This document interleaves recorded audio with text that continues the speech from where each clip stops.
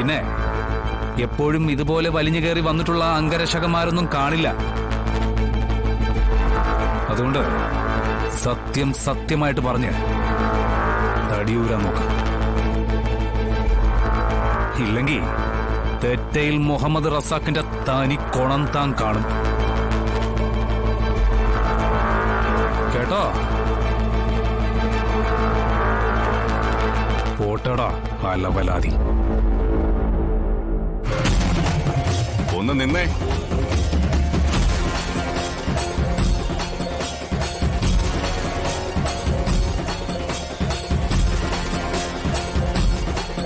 TM Razak, Thettayil Muhammad Razak.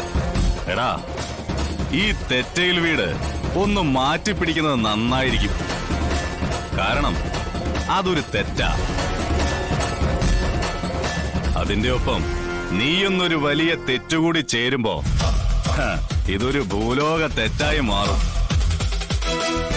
അതായത് ഭൂമിക്കൊരു വലിയ ഭാരമാവുന്ന, തിരുത്താനാവാത്ത ഒരു തെറ്റ്.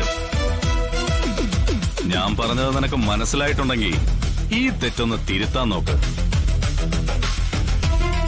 ഒന്ന് ശരിയാക്കാൻ നോക്ക്. ഇല്ലെങ്കിലേ ഈ ജന്മം പോക്കാ. എടാ ശിവ, ഒരു ക്രിമിനലിന്റെ ജീവിതം മറ്റൊരു ക്രിമിനലിന്റെ കത്തിക്ക് തീരും.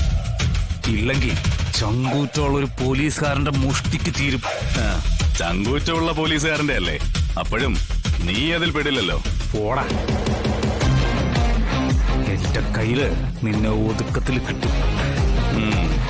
കാത്തിരുന്നു.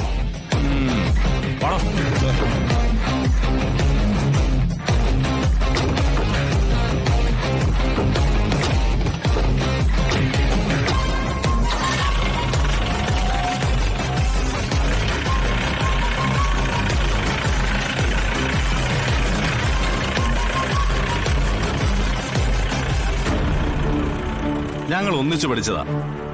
അതിന്റെ ഒരു സ്വാതന്ത്ര്യമുണ്ട് എനിക്ക് അവനില്. എന്തായിരുന്നു സംഭവം? എന്തിനാ ശാലിനി സ്വന്തം അച്ഛന്റെ പേരില് പരാതി കൊടുത്തത്? അത് പിന്നെ മോനെ, ഇവരുടെ അമ്മയെ ഇവിടെ കാണാനില്ല എന്ന് പറയുന്നു. ഞാനാണ് വിളിച്ചുകൊണ്ട് പോയെന്നാ ഇവര് പറയുന്നത്. ശാലിനി അങ്ങനെ തന്നെ വിശ്വസിച്ചിരിക്കുന്നത്. ഈ പോലീസുകാരനാണെങ്കിൽ വന്ന് പറയുന്നു ഞാൻ എന്റെ ശാരദയെ കൊന്നു. പക്ഷെ എനിക്കൊന്നും അറിയില്ല മോനെ. ഞാൻ സ്വപ്നത്തിൽ പോലും വിചാരിക്കാത്ത കാര്യങ്ങളാ